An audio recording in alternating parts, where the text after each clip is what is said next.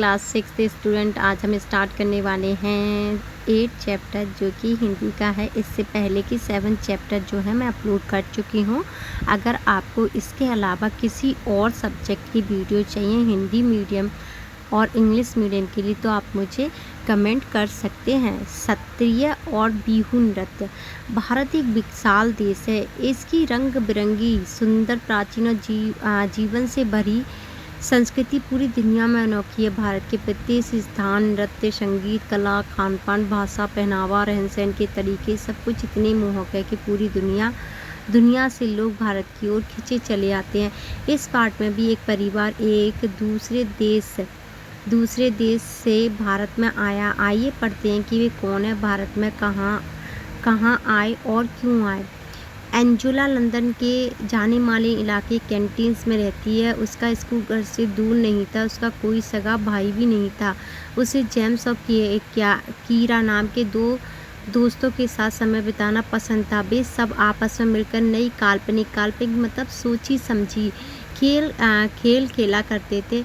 उन्हें ऐसी कहानियों का पात्र बनने में मज़ा आता था जिसमें दूर दराज की दुनिया का जिक्र हो। एंजुला को हर उस कहानी से प्यार था जिससे उसे ताजमहल, एफिल टावर या कोलोसियम की यात्रा पर जाना हो। उसे बिल्कुल अंदाज़ा नहीं था कि जल्द ही यात्रा की उसकी एक कहानी सच साबित होने वाली है। एंजेला की माँ एलेसेंड्रा एक डॉक्यूमेंट्री फिल्म निर्माता थी। डॉक्यूमेंट्री का मतलब होता है डॉक्यूमेंट पे या छोटी छोटी फिल्में जो होती हैं। उन्हें लंदन की ब्रिटिश अकेडमी से असम की नृत्य परंपरा पर एक डॉक्यूमेंट्री बनाने के लिए वित्तीय सहायता मिल गई थी।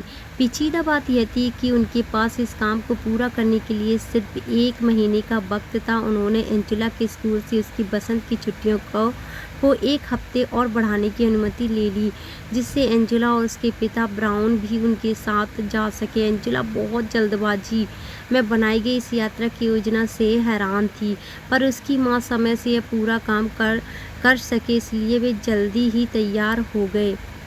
जब तक एंजेला को कुछ समझ पाती तब तक वह लंदन से नई दिल्ली होते हुए गुवाहाटी की उड़ान पर थी।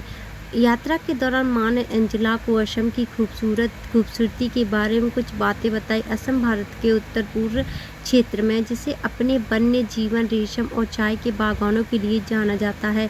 इसके साथ असम में नृत्य भी एक प्रसिद्ध परंपरा है। एलेसेंड्रा की डॉक्यूमेंट्री के केंद्र में असम के जनजीवन के नृत्य के महत्व को तराशना था।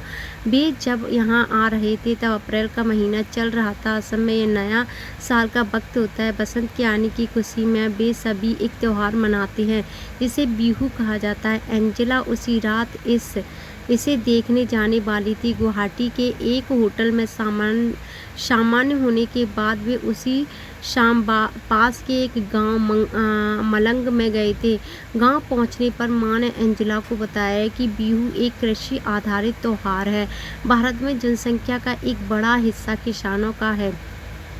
असम में बिहू साल में 3 बार मनाया जाता है। सबसे पहले जब किसान बीज बोते हैं, फिर जब वे धान रोपते हैं और फिर तब जब वे खेत में अनाज तैयार हो जाता है। एंजेला कार से उतरती है। वहाँ आसपास उत्सव जैसा माहौल देखकर वो हतप्रस्त थी। वहाँ एक बड़े से बरगद के पेड़ के नीचे मंच बनाया गया था। वह जगह लोगों से भरी हुई थी। एंजेला ने एक पेड़ के नीचे एक साथ इतने लोगों को पहले कभी नहीं देखा था। वह खुले आसमान के नीचे लोगों के बीच बैठकर उसे ऐसा लग रहा था जैसे वह आश्चर्यजनक रूप से किसी टाइम मशीन में आकर बैठ गई हो, या क्या वह उस वक्त किसी सपने की दुनिया में थी। वह मंत्र मुक्त होकर के वहाँ लड़के लड़कियों को बसंत ऋतु के आगमन पर नृत्य करते देख रही थी। एंजेला ने इस बात पर ध्यान दिया कि लड़कों ने वाद्य यंत्र ले रखे और लड़कियों ने लाल और बादामी रंग की गहरी डिज़ाइनर वाली खूबसूरत पोशाक पहन रखी है। वे सभी काफ़ी रंगीन और मस्त लग रहे हैं। उनका हिलना डुलना, शरीर, हाथ पैर की हलचल से समझ आ रहा है कि वे मौज मस्ती के नृत्य में खोए हुए हैं। उनकी इच्छा हुई कि वह भी अपने घर पर बसंत के आगमन पर ऐसे ही नृत्य करेगी। बिहू नृत्य और उसके उत्सव से अचंभित एंजेला और उसके परिवार ने इसके साथ साथ लजीज पकवान का पूरा आनंद लिया। जब वे वापस लौट रहे थे तब माँ ने एंजेला से पूछा कि उसे बिहू कैसा लगा। एंजेला के मन में कई तरह के विचार चल रहे थे। उसे अच्छा लगा कि इस उत्सव और नृत्य दोनों को बिहू कहा जाता है। उसने माँ से पूछा कि क्या संगीत और नृत्य सिर्फ त्योहारों पर ही होते हैं। माँ ने बताया पूरी दुनिया की संस्कृतियों में लोग नृत्य और संगीत से अपनी भावनाओं को व्यक्त करते हैं। खासतौर से भारत में बहुयाता ऐसा होता है। असम का बिहू नृत्य ग्रामीण जनजीवन के साथ साथ फसल लगाने से लेकर बसंत के आगमन तक से जुड़ा हुआ है। एंजेला की माँ अगले कुछ दिनों डॉक्यूमेंट्री के तत्व जुटाने और साक्षात्कार लेने में व्यस्त रही। एंजेला ने काफ़ी सारी बातों पर दूर से ही गौर किया। उसने महसूस किया कि लंदन के जीवन से यहाँ सब कुछ कितना अलग है। उसे अपनी माँ पर गर्व था। वे एक वैज्ञानिक कहानीकार की तरह हैं जो अपनी फिल्मों के द्वारा बहुत सी चीज़ें एक साथ दिखाते हैं। अगले दिन वे उत्तरी असम की तरफ रवाना हुई जहाँ सभी सत्रों अथवा मठों की पीठ वे सभी एक सत्र के पास रहने के लिए जाने वाले थे। सत्रीय नृत्य का फिल्मांकन करने वाले थे। जब वे दक्षिण पथ या सत्र पहुँचे तब वहाँ उनकी मुलाकात रानी सेन से हुई जो असम की एक जानी मानी लेखिका थी। उस हफ्ते उन लोगों को रीना सेन के घर पर ही रुकना था। रीना आंटी की एक बिटिया थी अन्नू और एंजेला ने तुरंत एक दूसरे की तरफ देखा। उन दोनों की ही उम्र 10 साल थी। दोनों ने अंग्रेजी में बातचीत शुरू की। अन्नू ने एंजेला को कुछ असमिया शब्द भी सिखाए। एंजेला को अन्नू के खिलौने बहुत अच्छे लगे जो थोड़े अलग तरह के थे। गुड़िया, लकड़ी के खिलौने, नारियल के जटा से बने घर, कितने अनोखे खिलौने। उसने लंदन में ऐसे खिलौने कभी नहीं देखे थे। अन्नू का पसंदीदा खिलौना लकड़ी का बना तीर कमान था जिसे लेकर उसे राम बनना बहुत अच्छा लग रहा था। एंजेला उसकी विरोधी बनी थी। शक्तिशाली रावण ने वे एक साथ खेल रहे थे। उस कूद फांद और लड़ाई का कोई अंत नहीं था। एंजेला अन्नू ने देखा कि एलेसेंड्रा ने वैष्णव मठ के सभागार में नृत्य कर रहे युवा साधुओं का फिल्मांकन किया। एंजेला आश्चर्य से सोच रही थी क्या क्षत्रिय नृत्य सिर्फ लड़कों और पुरुषों के लिए।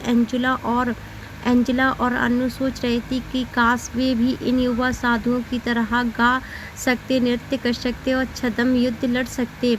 माँ ने एंजेला को बताया कि 20वीं शताब्दी के मध्य कुछ साधु मठों से बाहर आकर पुरुष और महिलाओं को क्षत्रिय नृत्य सिखाने लगे। शुरू में तो ऐसे साधुओं को मठों से निकाल दिया गया, लेकिन आधुनिक दौर में महिलाएं क्षत्रिय कलाकारों के लिए मंच पर नृत्य करना आम बात हो गई है। उस रात माँ महिला क्षत्रिय नृत्यांगनाओं का फिल्मांकन करने वाली थी। एंजेला बहुत उत्साहित थी। उसने रीना आंटी से आग्रह किया कि वे अन्नू को भी क्षत्रिय नृत्य में महिला नृत्य को देखने के लिए साथ आने दें।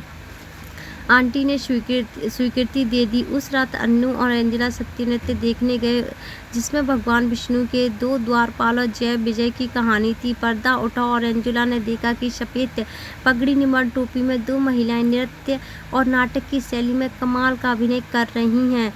जैसे जैसे कहानी आगे बढ़ी उन दोनों ने देखा कि वह किस तरह जय और विजय ने कई बड़े बड़े ऋषियों को भगवान विष्णु से मिलने नहीं दिया क्योंकि उस वक्त भगवान विष्णु सो रहे थे। बे ऋषि